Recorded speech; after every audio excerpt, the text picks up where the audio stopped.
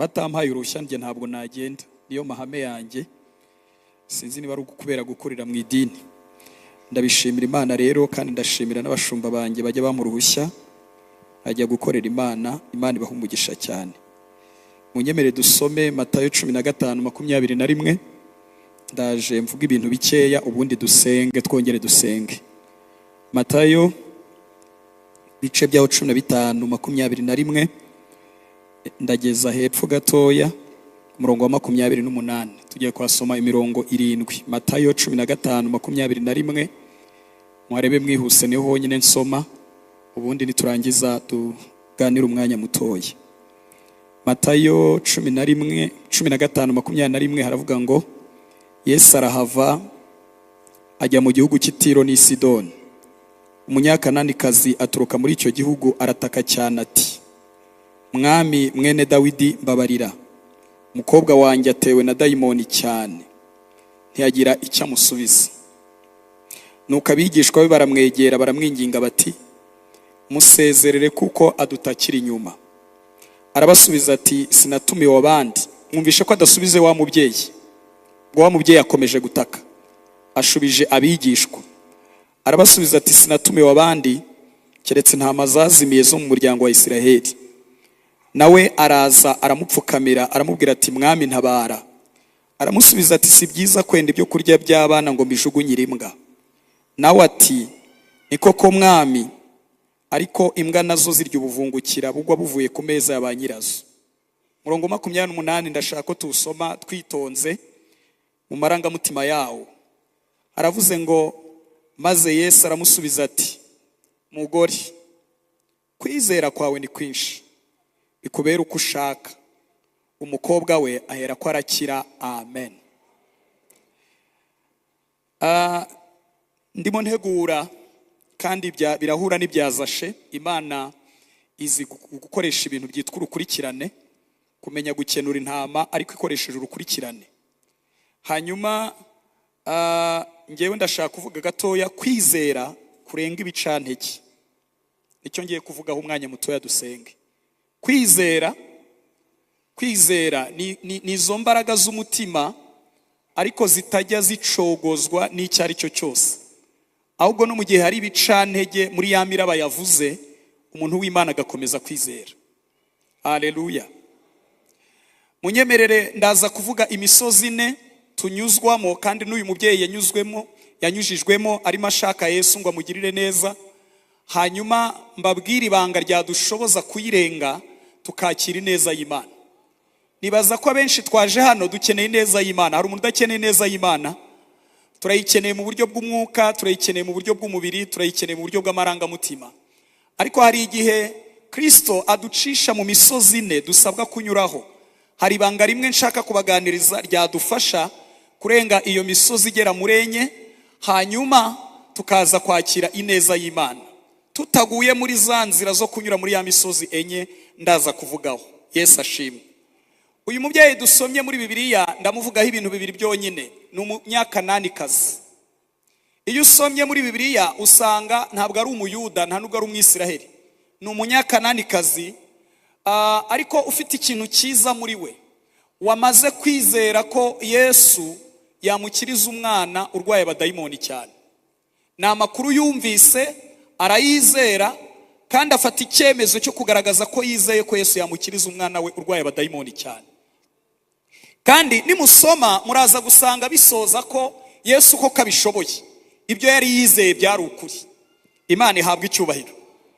Mu bintu byantangaje aza kumureba, ahageze akubitana n'imisozi iremereye, kandi natwe abakristo duhura nayo dushaka Yesu ngo atugirire neza. Umusozi wa mbere yahuye nawo nuko yageze aho Yesu araceceka. Yarabanje arataka aravuga ngo, Mwami mwene Dawidi mbabarira, umwana wanjye arwaye dayimoni cyane. Nagerageje gushaka mu Kigereki, iyo bavuga ngo arwaye dayimoni cyane ni ukuvuga abadayimoni baramubabazaga bigaragarira abaturanyi n'abandi bantu bose bari kumwe. Ntabwo yikinishaga rero, nta nubwo yari mu mikino, ahubwo yari afite umwana ubabazwa n'abadayimoni cyane. Ngo arataka aravuga ngo, Yesu mwene Dawidi mbabarira cyane kuko umwana wanjye atewe na dayimoni cyane. Mu bitangaza byabaye nuko Yesu yacecetse. Mumbabarire tuganire umwanya mutoya tuze gusengera ibintu biremereye. Bakundwa bene data, niba hari intambara ibaho mu buzima bw'umukristo, ni igihe umuntu ashaka Imana cyane ariko Imana igaceceka. Birakomeretsa, bitera kwibaza utubazo twinshi. Bituma umuntu ashobora kwibaza, yarantaye, yaranjugunye, narayihemukiye, nakoze ibyaha. Muriho muranyumva? Hari umugabo umwe nasomye muri Bibiliya witwa Sawuli, Imana yaramucecekanye kubera ko yamenyereye kubana n'Imana yumva ijwi ryayo. Bibiliya iravuga ngo arashoberwa kugeza ubwo yagiye gushikisha. Aravuga ati nta kundi nabigenza ubwo icecetse, kubera ko yarayishatse, ayishaka mu kwiyiriza ubusa arayibura, Imana ntiyavuga. Ayishaka akoresheje Urimu na Tumimu, Imana ntiyavuga. Ngo arashoberwa kandi yari afite pressure, yari afite igihe gikomeye cy'abanzi bamuteye. Ngo arangije arashoberwa. Niba hari ikintu kibaho gikomeye ni igihe umuntu asanze Yesu. Noneho uyu nguyu we utazi Yesu, ugiye yamwizeye gusa, yarangiza agahamagara akumva Yesu ntavuga, akamucecekana. Birakomeretsa, birangiza. Imana imfashe muze kunyumva mu izina rya Yesu. Hari umugabo bampaye ubuhamya bwe, ni abantu bagiye gusenga, ndakoresha bene data ndabegera, ngo bagiye gusenga nk'uko abantu bajya gusenga bakicara ku mabuye. Noneho Imana itangira kuvuga. Murabizi ko Zashe yabivuze, Imana ivuga twese abarokore n'uwari usinzira arakanguka. Kuko dukunda imvugo y'Imana, dukunda icyerekezo cy'Imana, muvuga ngo biraturyohera. Ibyo ndabishosha. Hanyuma ngo umugabo yari yicaye mu iterano ry'abantu basenze, bari bicaye ku makoro, niko ubwo buhamya babumpaye. Imana iravuga, ihera kuri uyu, ivuga ibintu byiza, nduwiteka. Muhanuzi akajya mu mwuka agakurura ibintu wibwiraga, akabizana mu mwuka akabikubwira, nzabikora, nzakugirira neza. Abarokore y'Imana ivuze mwajyanye gusenga, aserebura nk'aho abandi Imana itaza kuvugana nabo. Mu yandi magambo ntaba bitayeho, aravuga tubwivuganye nanjye, birarangiye. Hanyuma rero ngo birangire, ndakoresha uyu mukuru, igeze kuri uyu irataruka, ikomereza kuri uyu. Uyu nguyu aravuga tubwitarutse ndayizi, iransorezaho, arimuka araza yicara hano ku ruhande. Umuhanuzi ageze kuri uyu amubwira ibintu byiza. Mwibuke ko wa wundi Imana yatarutse yicaye ku ruhande, Imana ihita ivuga ngo nduwiteka Imana nyiringabo, mutahana muri gusengera ni habi ndasoje. Yatashya akomeretse. Niba hari ikintu kibaho no gushaka Imana mu nzozi, ukayishaka mu iyerekwa, ukayishaka mu yitatu, ukayishaka mu yine, ukayibura, ni umusozi uremereye. Ariko navumbuye ibanga ryadushoboza. Ibanga ryadushoboza niriye, ni ukugira kwizera kuzamuka mu mwuka, kukiha amakuru gushingiye uko Imana uyizi nuko wayibonye, gushingiye uko Imana mwagendanye, ukavuga ngo nubwo utavuga ariko ndabizi kugikora, nubwo numva ijwi ryawe, imbaraga zawe ndazizi, nubwo numva uvuga mu nzozi, aho uzazira uzakora. Ndifuza kubaganiriza kugira kwizera kurenga ibicantege byose turi guhura nabyo. Imana ihabwa icyubahiro. Uyu mugore namukunze, ntabwo yacecetse, ngo yarakomeje aravuga ngo mwami mwene Dawidi mbabarira, nababaye, ngiye kubigisha ikintu ninshaka aricyo nsengera muri aya materaniro. Nitugitahana ibyo Zashe yatubwiye, Imana iraza gukora ibirenze ibyo dusaba ibyo twibwira. Arimo avuga gutya ataka, ngo abigishwa baravuga ngo musezerere, umusozi wa kabiri, musezerere kuko adutakira inyuma. Mu yandi magambo, gutaka kwe byamaze guhinduka urusaku ku bandi. Mundabe hano babwire, ngiye kubaganiriza ibintu biremereye, muranyakira muri Kristo Yesu. Haleluya, haleluya. Abigishwa kugira ngo bamubwire ngo uyu mugore arababaje, uyu mugore ateye agahinda, mugirire vuba. Barabizi ko Yesu kwirukana abadayimoni n'ugukandaho abadayimoni bagasohoka, ariko nta muwe bamugiriye. Bibiliya ntigaragaza uko yasaga, ntigaragaza uko yari ameze. Muriho muranyumva? Bibiliya iravuga ngo, baravuga ngo musezerere kuko adutakira inyuma. Gutaka kwe byamaze guhinduka urusaku. Mundabe hano babwire, hari ibihe umukristo ageramo kwizera akaba ariko kugomba gukora, gutaka kwawe bikaba ari urusaku ku bandi bantu. Muranyemerera mbabwiza ukuri, tuvugane ukuri. Yesu ashimwe. Hari igihe abantu baba batitaye kubigutakisha, ahubwo byaramaze guhinduka urusaku kuri bo. Kandi mu byantangaje, hari umuntu utaka abantu bose bakirukira kuvuga sorry. Komera. Iyo biza kuba ari rusange, umwe ataka twese nitumwiteho, byari kuzafasha imitima y'abantu. Ariko hari umuntu utaka abantu bakiruka sorry, impore, kubera iki bafite icyo bazamuryamo. Ariko hari n'utaka abantu bose atariko ahora ataka, ahora avuga, kandi arimo arataka, arimo arapfa. Ngo uyu mugore rero, muragira ngo byari byoroshye? Ni umusozi wa kabiri uremereye, muriho muranyumva. Ariko icyanshimishije uyu mudamu, kwizera afite, ntikwitaye ku bintu ari guhura nabyo ashaka Yesu, kwitaye ku mwanzuro wa nyuma wa Yesu. We ntiyitaye ku bintu byose aza guhura nabyo. Kwizera kurimo kuramubwira ngo wite ku mwanzuro, yagusubiza inyuma bavuga ngo urasakuza, Yesu nabyemera agafata umwanzuro biraza kugenda neza. Nta gucogora, nta gucika intege, nta gusubira inyuma, nta kwivumbura, nta kubivamo, nta kugenda. Gahunda ni ukugera ku mwanzuro wa Yesu. Haleluya, haleluya bene data. Reka mbabuze ibintu bikomeye hano mu ijambo ry'Imana. Hari amakosa nshaka kubabuza. Ikosa rya mbere, ntabwo ari byiza guhata abantu ngo bakwiteho, bite ku gutaka kwawe, kuko hari igihe uba urimo kubasakuriza, bizarushaho kugukomeretsa. Amwe mu matiku apakiye ahangaha ni igihe umuntu ari guhatira abantu ngo bite ku gutaka kwe. They don't care. Isi niko imeze.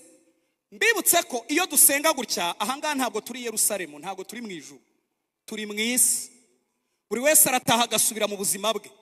Hari igihe rero umuntu usanga ari guhata abantu ko mutanyitayeho, ko mutandeba. They don't care, ntabwo bazakwitaho, kuko ntacyo ufite bashingiraho bakwitaho.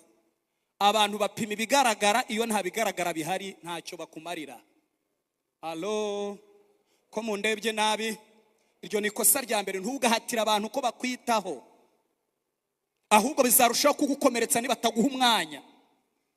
Bazajya bakubwira ngo turi busy, nta mwanya dufite. Ariko naje gusanga hari umugabo ufite umwanya w'amasaha yose 28. Saa 9 wamusanga, saa 8 wamusanga, kandi attentive, nta kuvugiramo, uravuga ukimara ipfa. Reka ibyo mbireke.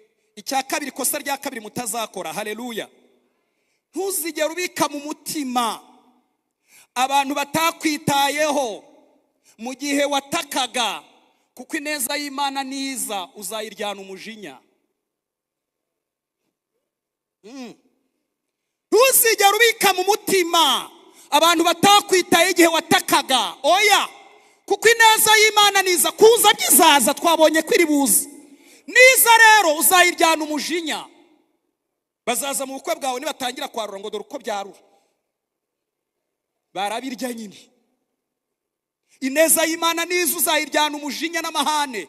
Hari ukuntu usanga umuntu yarabitse mu mutima ataramwitayeho, anko ntiyanyitayeho, mukuru wanjye ntiyanyitayeho. Ineza y'Imana yaza akayiryana imibare, akarwara indwara zituruka mu kubara imibare ituruka ku bantu yabitse. Dore uko barya batarya, iyije bararya. Aro, ko mbona murimo bubyanga. Ntuzigera ukora ikosa ryo kubabika mu mutima, ukwiye kubaha imbabazi. Abantu batakwitayeho bakabifata nk'urusaku, ineza y'Imana niza uzayiryana umujinya n'amahane. Tugira abantu bayiryana umujinya, we ngo baje kunsura, ngibaza ukuntu baje bataraje kera. Bataza si igihe cyo kugusura, bagomba kuza bakarya bakiyongeza. Ahubwo wowe uzarwara umururumba, urware n'umutima, uzarwara n'igifu biturutse mu gukurura ijosi. Ineza y'Imana ntabwo mukwiye kwiryana umujinya n'amahane no kubika inzika, ukwiye kurekura abantu. Iri tero ndimo ndarisengera ngo rirekura abantu.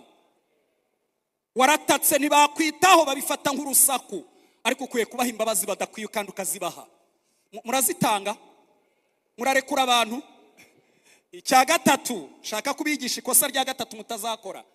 Abantu bararemera ku rwego bashobora no kukuvana mu murimo w'Imana bakakuvana naho Imana igushaka.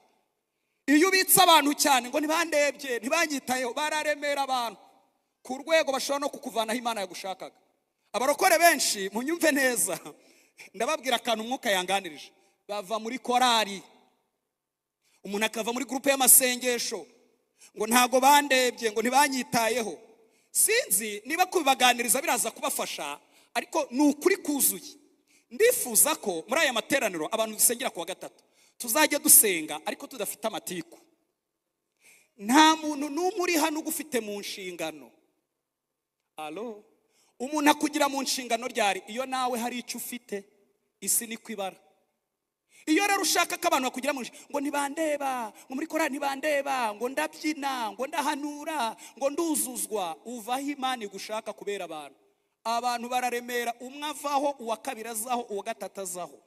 Mundebe hano babwira ikintu mutari muzi, isi kireba ntabwo ari ikintu kizasohora kiri mu masezerano, ireba icyasohoye.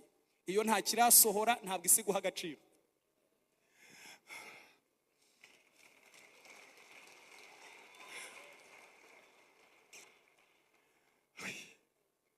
Buriya none se ko mutibaza impamvu Yosefu nta muntu wamusuraga muri gereza?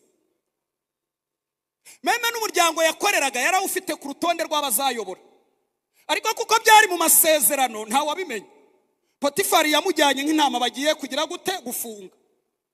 Ariko mwibuke ko mu buryo bw'umwuka yari afite ubutunzi buhishwe butagaragara. Guka Imana, reka babwire, itorero ntabwo rirahishurwa. Ntabwo icyubahiro mushaka isi izakibaha, never. Ntabwo ubwiza mushaka isi izababonamo, never. Ibyacu ntibirahishurwa. Hari umunsi tuzavinaha bigahishurwa koko twari dukomeye, ariko igihe gihe bitaraba isi ireba ibigaragara. Ntago wajya muri banke, sinzi umuntu wigeze kubivuga hano, ngo uvuge ngo nkurikije urutonde rw'amasezerano mfite mu mpekere dizayishyura. Arakubwira ati waca vanaho amagambo. Abantu bararemera ku rwego iyo ubitse abantu benshi baragukomeretsa, baragukerereza, bituma urakara ukabivamo. Herutse guhura n'umuntu arambwira ati mbivuyemo. Mubajije igitumye abivuyemo, nsanga n'abantu. Urumva ngo yakoreye Imana cyane, abantu ntibamureba. Batamurebye rero arangije ngo aravuga ngo ariko bano abantu batandeba. Ngo Satani aramwongorera ngo genda ujya ahandi bazakureba. Ahageze asanga naho bamureba. Hanyuma rero aba mu ruzerera arakomereka. Ndamubwira nti rero wowe icyo wakora, subiraho Imana ishaka kuba. Kuko abantu mu gihe cyo kutakureba ntibakureba, ahubwo mu gihe udashaka ko bakureba nibwo bagira gute. Ndashoje. Ibi rero nibyo uyu mugore yahuye nabyo. Musezerere kuko dutakiri inyuma, ariko uyu mugore namukunze. Kwizera kwe kurenga amajwi y'abavuga. Haleluya. Arakomeza arataka aravuga ngo Yesu mwene Dawidi mbabarira. Umusozi wa gatatu ndimo ndihuta ngo nyisoze mvuga amagambo dusenge. Yesu yamubwiye ijambo rikomeye. Ashobora kukubwira mwarabanye nkanjye twabanye kuva muri Corridor Dimanche. Ushobora kumva kuka ko kwivumbura kagufasha. Aramubwira ngo ntabwo nazi abandi keretse intama za Israeli zazimiye. Niko kumubwira ngo ku rutonde rwabo ndi bugirire neza uyu munsi ntabwo urimo. Uri umunyakanani kazi, uri umusifonike kazi, kandi mwibuke ko Yesu atari yagacunguye itorero. Ntabwo abantu bose bari bemerewe ubugira neza bwe. Yashobora gukora ibyo ashaka kuko ntabwo yari yagasohoje ijambo rye ku musaraba. Hanyuma rero aramubwira ngo ntabwo mubondi bugirire neza uyu munsi urimo. Nakunze uyu mudamu, abadamu munyumve neza, ntabwo yivumbuye, nta nubwo arakaye. Muranyumva? Ahubwo ngo yaturutse inyuma, ava inyuma aho yarari yavugiraga, ngo araza arapfukama. Ngo agipfukama Yesu amubwira irindi jambo rikomeye. Umusozi wa 4 aramubwira ngo nta wafata ibyo kurya by'abana ngo mbihimbwa. Ariko kuko adacika intege kwizera kumusunikira kuri Yesu, umwuka wera mukopeza ijambo avuga rikumvikana. Aravuga ngo nimbwa buriya zigira bashebuja. Iyo bariye imigati bibuka kuvungukira busigaye ari ubwimbwa. Niyo kumubwira ngo nubwo wamburira urukundo, urabura urukundo nk'urw'abatunzi imbwa bazigirira. Yesu yarasetse. Yaravuze ngo mugore, kwizera kwawe ni kwinshi, bikubera uko ushaka umwana hera kaba muzima. Ndeba hano mvuga icyo nshaka kuvuga. Imana iradushaka y'ikinyarugenge, irashaka ko igicantege cyari cyo cyose kitadusubiza inyuma, ahubwo tugira kwizera kurenza igicantege. Reka mpanura muri aya materaniro, ibicantege bizaza. Babwira amagambo atatu. Buri rwego rushya mu buzima rugira igicantege gishya. New level, new devil. Iyo abagusaza muri Afrika bitagira intambara, nta musaza wagakwiye kuba yateranye. Ariko intambara nibwo ziyongera. Iyo abagushaka bitagira intambara, abashatse mwese mwagakwiye kuba muri kubyicunda aya masaha, nta waje hano mu materaniro. Ariko buri rwego rushya mu buzima rugira intambara nshya, rugira igicantege gishya. Buri titire yose mu buzima igira igicantege. Kubera ko Imana niko yabyubatse, yashatse ko isi abantu batazayifata nka paradizo.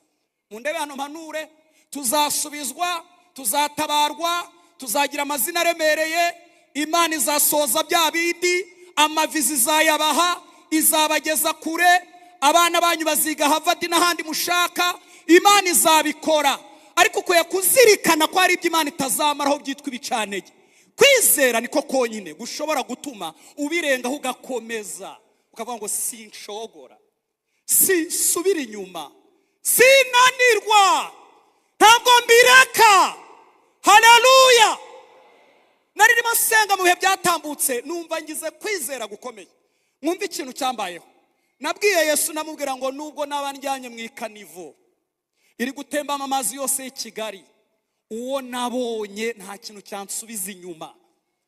Kandi Imana irashaka ko tugeraho ku buryo utagushwa n'ubusabusa, utagushwa n'akari ko kose, ahubwo kwizera kwawe kukarenga ibicantege, ukarushaho gukomera. Kugira ngo mu kanya tuze gusenga rero. Yesu ashimwe. Haleluya. Haleluya torero. Haleluya bene data. Ijambo rya mbere tuza gusengeramo, ntuzigere ucogorera imbere y'umusozi muremure ukuri imbere. Jya uwutangariza umunsi umwe amateka yawe nzajya nyavuga nk'ubuhamya bwo gukomeza abandi. Mukomere Yesu amashyi. N'urwo rwego Imana ishaka ko tugeraho. Ntuzigere ucogorera imbere y'umusozi ukuri imbere, kubera ko hari ikintu itorero rikwiye kumenya. Kristo wadupfiriye, yarangiza kudupfira agahindukira akaza kuturonka, ntabwo adukurikiranira kure. Aririmo itorero, aririmo, ntabwo arikurikirana kure, ntabwo arikurikirana online. Oya, ntibisaba kwa applyinga, ntibisaba internet, aririmo.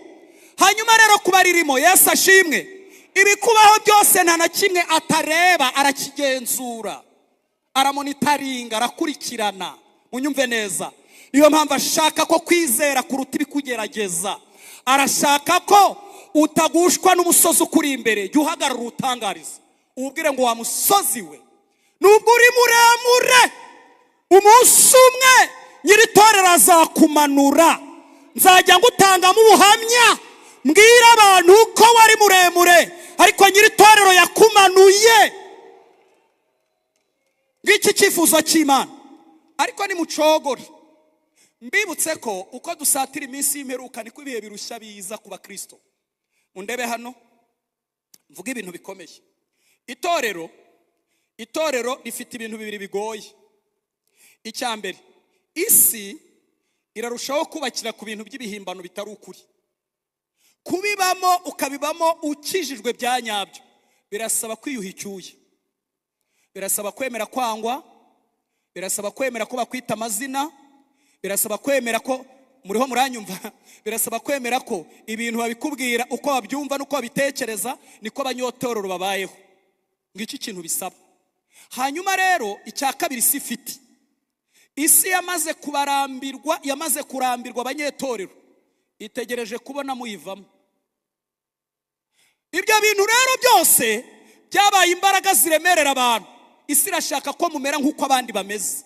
Niba babeshya ubeshye, niba biba wibe, niba basambana usambane, niba bagambana nawe ujye kugambana. Utabyemera rero birasaba gukomera, ukaba wakwemera guhagarara wenyine, ukavuga ngo wa musozi uzavaho, ukajya ukubwira ngo sinzava, ukabwira ngo uzavaho. Nyiri torero nubwo ntamwumva ariko ndi hafi, turi kumwe. Haleluya. Bene data bakundwa, ngaba Kristo Imana ikeneye bamaze gufata umwanzuro wo kumaramaza.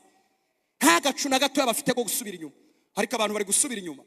Hari ibintu bitatu maze iminsi nitegereza bibi cyane nshaka kubabuza. Ikintu cya mbere, kubera ko abantu benshi umuntu ashobora kujya gushaka ubuzima akabubonera mu kinyoma, yarangiza icya mbere akaza guhatira Imana kwifata ibintu yaboneye mu kinyoma ikabyeza, akazajya bivuga nk'ariyo yabikoze. Jamais. Ndabahakaniye, Imana ntijya yemera kwitirirwa ibintu bivuye mu gukiranirwa. Hano hari abantu wenda babaye mu biyobyabwenge. Iyo umuntu yabyibushye cyane akagira umubiri munini kubera kunywa ibiyobyabwenge no kunywa ibikoma byinshi n'urumogi, iyo akijijwe Imana iramunanura kugira ngo nimuteraho inyama, nibavuga ngo yarabyibushye, Imana ivuga ngo wi ninjye wabikoze. Imana ntishobora kwemera kwitirirwa ikinyoma. Uko cyaba kimeze kose, gitinda gitebuke iragisenya, kugira ngo ibyo ikora nibavuga ngo niyo yabikoze ivuga ngo wi ninjye wabikoze. Icyo mugomba kucyumva. Dufite abantu rero bari kuzana ingo bubakiye mu manyanga. Mana agira uko ungenza, uzarwara stress.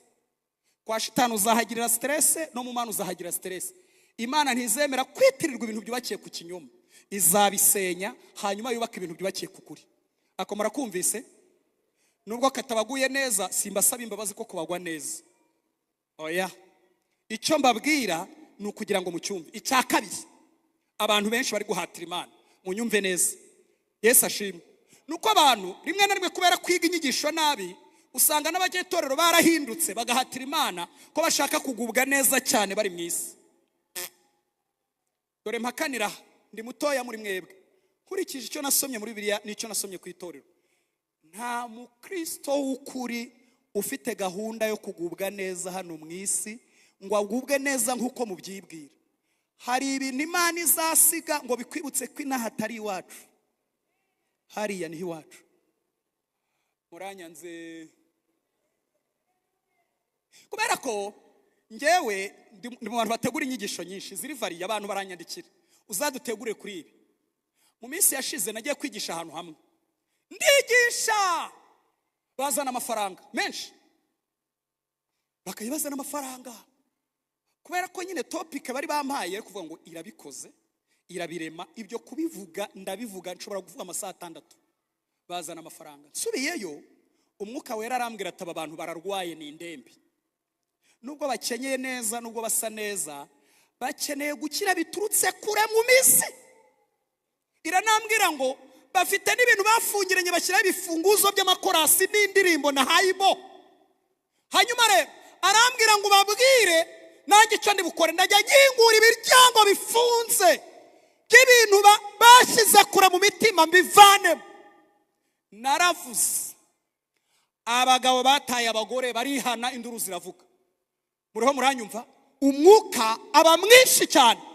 Hanyuma ngiye kubona mbona uwo munsi nariherekeje.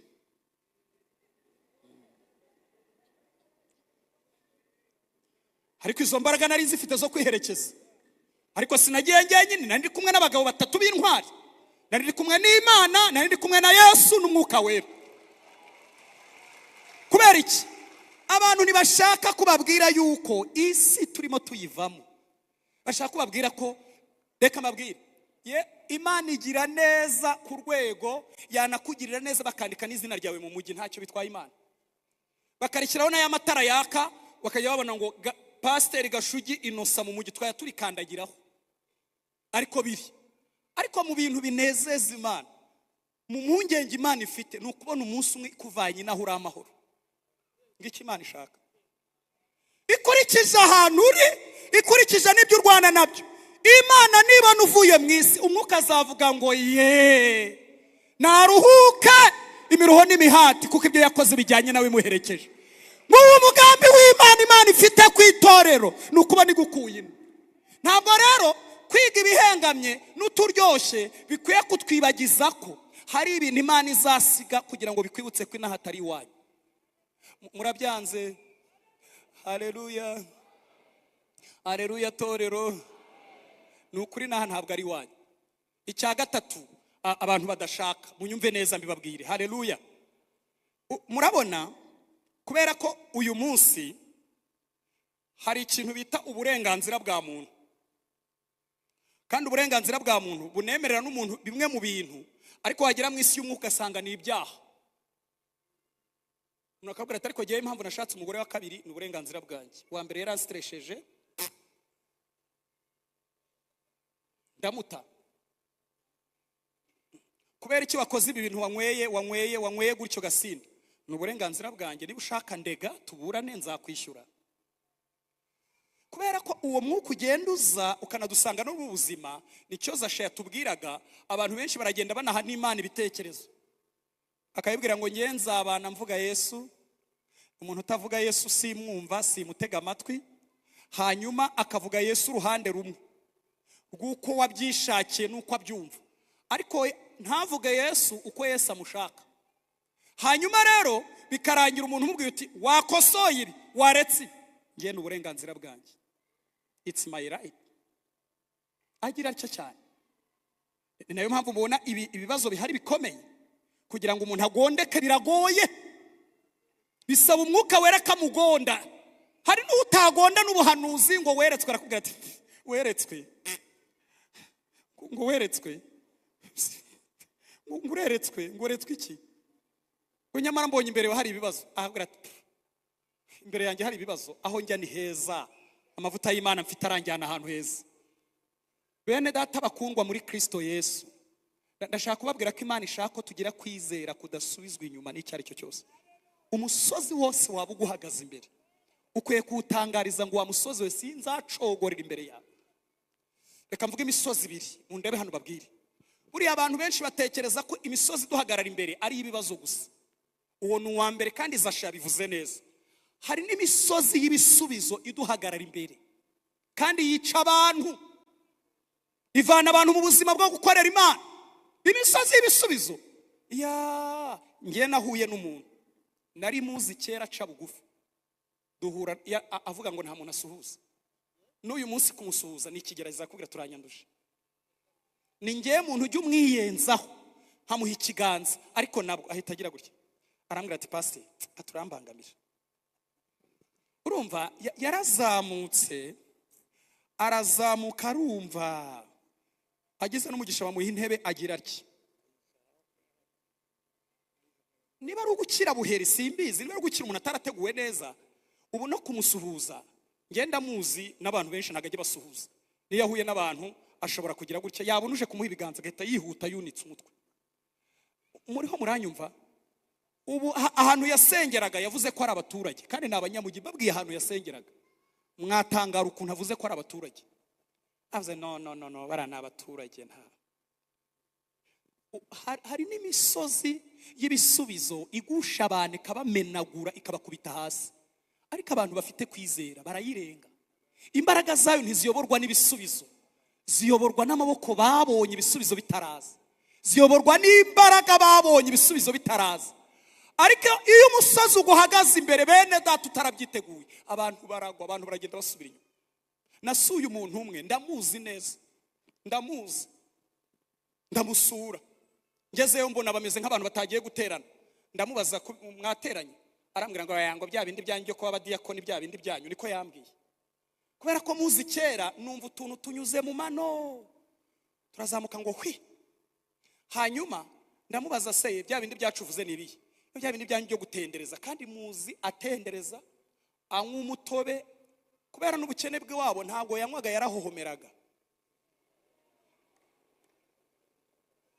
Shaka kubibutsa imisozi bari imbere itaba bihinduka ibicantege, ugasanga muyiguye imbere. Hanyuma rero aragenda aragwara, agenda asubira inyuma.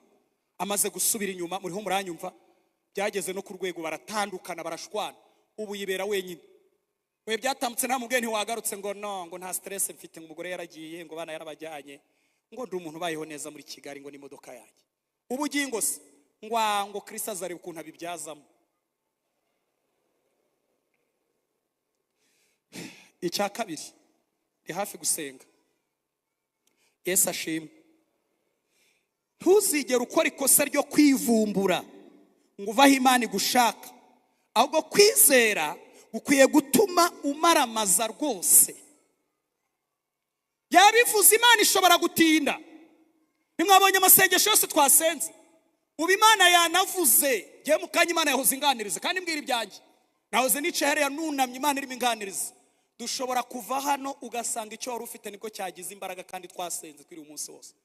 Bwira uwo mwegereye ngo uko niko kuri.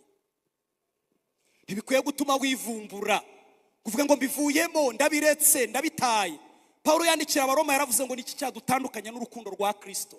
Aravuga ngo mbese ni inzara, ni amakuba, ni ukurenganywa, ni ibyago. Aravuga ngo muri byose turushishwaho kunesha n'uwadukunze.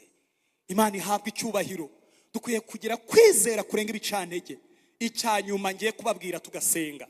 Yesu ashimwe. Haleluya. Ugomba gukomeza amasengesho mpaka ubonye impinduka. Nacyo nibusorezeho. Ugomba gusenga nturambirwe mpaka bigize gute. Abarokore benshi dukunda kwishinga abo twazanye kandi nkunda kubibuza abantu aho njya hose. Usanga umuntu arimo ahumirije asinziriye mu materaniro, none n'undi begeranye nawe agasinzira. Hari ibintu nshaka kubatandukanyiriza mu buryo bw'amasezerano kandi narabihishuriye. Hari abantu hano bidasaba yuko barya ku masezerano Imana yabasezeranije, bakiri kurya ku masezerano basogokuru Imana yabasezeranije, ayeka batarayatangira. Kubera ko Imana ivuganye n'umusaza nk'uyu mukuru ikora transfer ku bana, hanyuma umwana agakura hari ikirere cy'imyanzuro myiza yamufatiwe, nawe uko abana n'Imana, Imana igafatira imyanzuro myiza.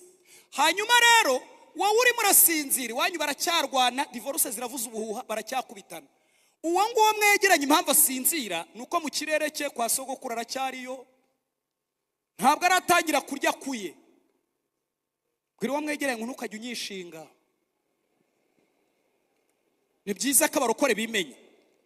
Hari ukuntu rero umuntu asenga twasoza gutya agahita ajya kuryama.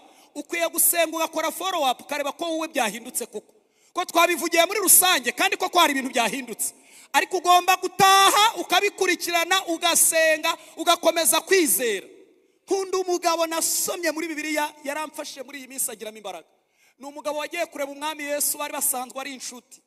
Ageze aramubwira ngo nshuti yanjye mfite umushyitsi ungendere mu gicuku. Amaze kubimubwira umwami Yesu agiye kumusubiza, muzabisoma muzasanga ari umwami Yesu. Aramubwira ngo naryamye n'abana baryamye namaze no gukinga igipangu.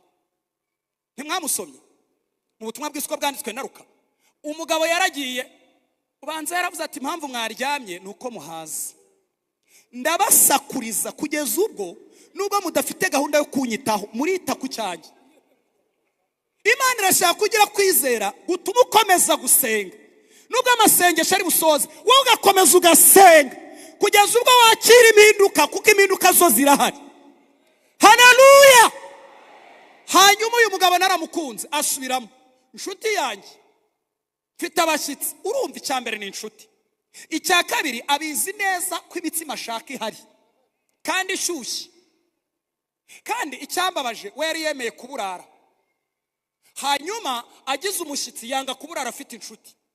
Murabizi ko uwo mugabo nta bashyitsi agira, ni twebwe duhorana abashyitsi. Hanyuma rero arangije nakunze ikintu yakoze. Yaragiye aravuga ati impamvu aba baryamye bakaba basinziriye nuko ntaratangira gusakuza cyane, ndabasakuriza ubucuti nibutamubyutse arumva urusaku rwanjye. Abarokore benshi ntago bajya bagira ikintu cyitwa gukurikirana mpaka bibaye ukabona birahindutse, kandi ayo mashimwe araryoha.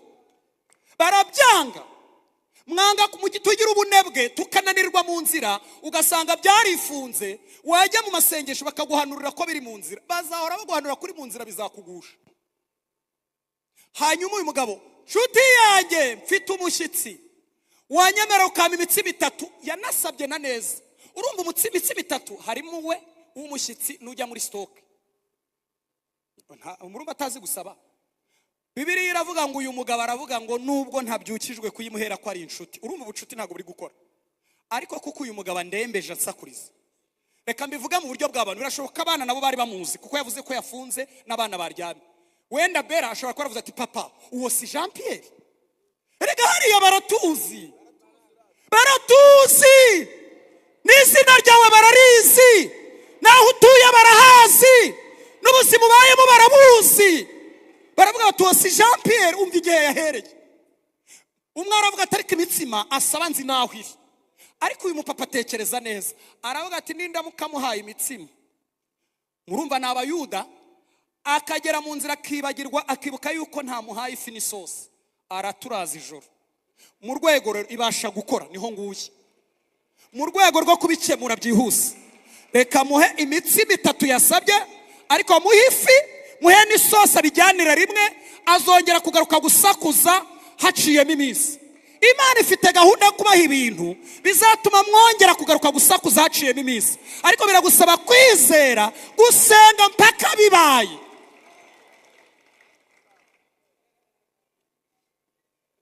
Ndashaka dusoze dusenge, Imana ibaha umugisha, ntago nshaka kubatinza. Haleluya. Ngiyo gahunda y'Imana, irashaka kuzaguha ibintu ku buryo uzongera kugaruka gusakuza bitinze, ariko biragusaba kwimenya. Mwanyemere tukagira umutima w'ubutwari, bakopeza umutima w'ubutwari. Umutima w'ubutwari muri Bibiliya urangwa n'iki? Urangwa no kuva muri rusange ukaba wowe imbere y'Imana. Hari ukuntu abarokore dusenga tukanaririmba neza Adonai, ukabona ni byiza pe, ariko wowe urarimba Adonai urumva umutima uhura na Adonai, bwira Imana uti ndababaye. Imana ntikunda fotokopi. Kandi ko Jean Pierre bari muhumugisha dusengesheje neza, dutangira twasenze burya neza, twahereye ku bintu byacu kuri twebwe. Imana ntikunda fotokopi. Baravuga bati muhaguruka dusengera itorero. Ugiye gusengera itorero, hano hari abantu Imana uro muranyumva yagejeje ku rwego basengera itorero. Wowe isengere, bwira Imana uti umubabaro mfite uratuma ntasengera itorero. Ngibyo Imana ikunda, ntishaka fotokopi, ntishaka ibintu bya rusange. Yihamagara uyibwira uti urabikora, urabirema, urabyubaka, urabishiraho. Imana inezezwa no kubona wowe nyawe. Nsoza kugira ngo dusenge. Ibyo nashaka kubibabwira mbibarahirire muri noteraniro ubundi dusenge. Nkunda abakobwa ba Serofehadi cyane. Ubundi nari kuzajya mu iteraniro bazaba barimo mu ijuru. Simbizi niba bararigezemo, nuko Imana yanga amatiku. N'abakobwa beza bamenye yuko bazaba mayibobo bakiri mu butayu. Ibintu wiyiziho, iyo ubyiyiziho neza nibyo bigufasha gusenga. Bwira mwegeranye ngo wongere wimenye kandi uve muri rusange. Hanyuma ndabakunda cyane, bari bafite itangazo rya Mose ryavuga ngo iki? Ryaravuga ngo nta mukobwa utagira se, utagira musaza we, uzabona gakondo. Nitugera muri Yerusalemu muri Kanani muzazerera, muzahinduka mayibobo. Muzajya muva mu muryango wa Rubeni mujye kwa Yuda mushaka aho murara. Ariko mbakundira ibintu bibiri. Baravuga bati Imana si ya twese. Ugomba kubanza kwiyumvisha Imana. Aba bantu bose bari kuvuga Imana kuva kuri Zasha wavuze nanjye wavuze, Imana si yacu twese. Icyo tugihuriye ko Imana ari yacu twese. Icya kabiri baravuga ibi bintu ko ari Mose wabivuze, ntashobora kuba yaravuze iby'Imana yamubwiye akanavuga n'ibyo itamubwiye. Hanyuma rero abahaguruka tukajya imbere y'Imana tukabwira Mose ko atongera kudusubiza, akavugana nayo tukumva ko ariko Imana ibyumva, ngo barahaguruka. Uzi ko bageze imbere y'ihema ry'ibonaniro bafata ijambo batabajije Mose, kuko igisubizo cya Mose cyari gihari. Yari kubagira ati ni gute umukobwa w'umuyudakazi ahaguruka akaza imbere y'ihema ry'ibonaniro? Ntabwo byari byemewe. Ninde ubazanye? Bahise babwira Mose, baramubwira bati twebwe dufite ikibazo, data yaguye mu butayu, yazize ibyaha bye, ntiyari mu iterero ryagomeye Uwiteka, none twebwe turazira iki? Turashaka tukubwira ikintu kimwe, yitubarize twumve ko ariko Imana ibyumva. Uzi ko basanze atari ko Imana ibyumva? Nukuri ntabwo ariko Imana ibyumva, ntabwo ariko Imana ibyumva. Ngo bagezeyo Mose akibaza Imana, iravuga ngo abo bakobwa baburanye ukuri. Mu yandi magambo baratinze cyane, baratinze cyane, baratinze cyane. Agahinda, umubabaro, intimba, kuribwa, baratinze. Iyo baza mbere uwo mubabaro ntawe wagakwiye kuba afite.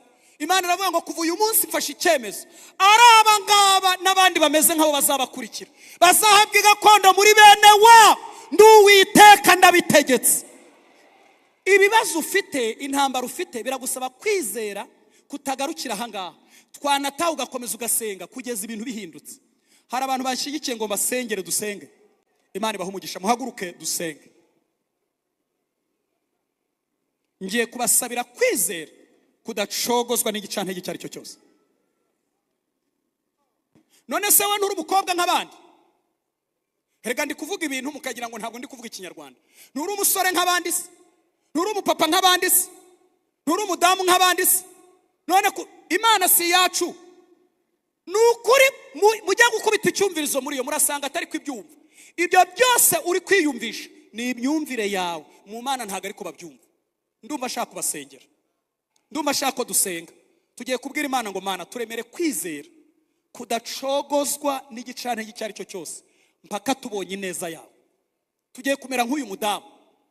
Tugiye kumera nk'uyu mudamu byageze aho Yesu amubwira ngo mugore kwizera kwawe ni kwishe bikubera uko wizeye. Mureke turamburire Imana ibiganza. Mana yacu igira neza. Dufite amakuru tudashidikanyaho ni segonda. Hari ibintu dufite uko twumva ariko we ntabwo ari kubyumva. Oya. Ntabwo ari kubyumva mwana. Ntabwo ari kubyumva. Hari imyanzuro tubayemo imyaka myinshi ariko we si kubyumva. Oya. Yabesi yabaye hari umunyamubabaro.